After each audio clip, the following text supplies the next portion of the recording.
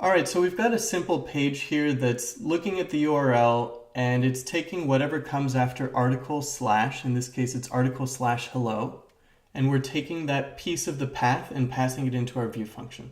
So if it matches the format article slash something, then we're taking that little piece of the path and we're going to do a dictionary lookup on that piece of the path.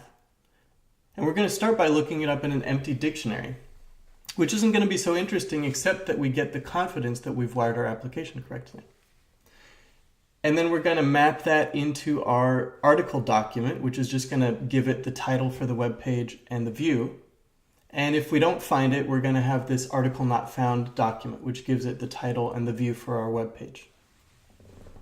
And I'm just going to give a name to this empty dictionary. I'm going to call it articles because that's what it represents. And I'm going to give it a type annotation. I need to import and expose the dict type, but now that I've done that, everything is still functioning and compiling. So I know that everything is wired through correctly. And I'm just going to rewrite dict.empty in a different way, using from list with an empty list. So we've got the exact same behavior. It's looking up articles in an empty dictionary, so it's not finding anything. But now that everything is wired through, I can add an article, in this case a hard-coded one, and it is indeed able to look it up.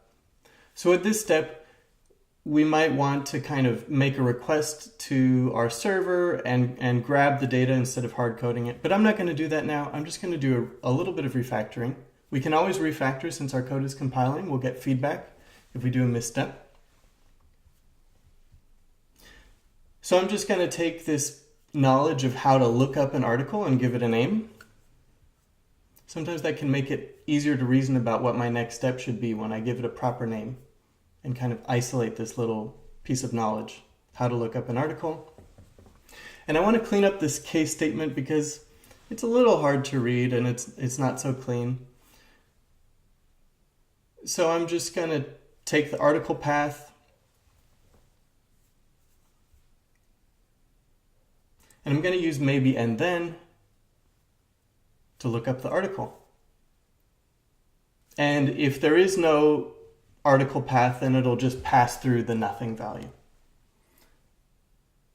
So there we go, we've refactored that. It's looking a lot cleaner, very easy to read. And now the last step, I've given this thing a name. Now I need to just give it a type annotation.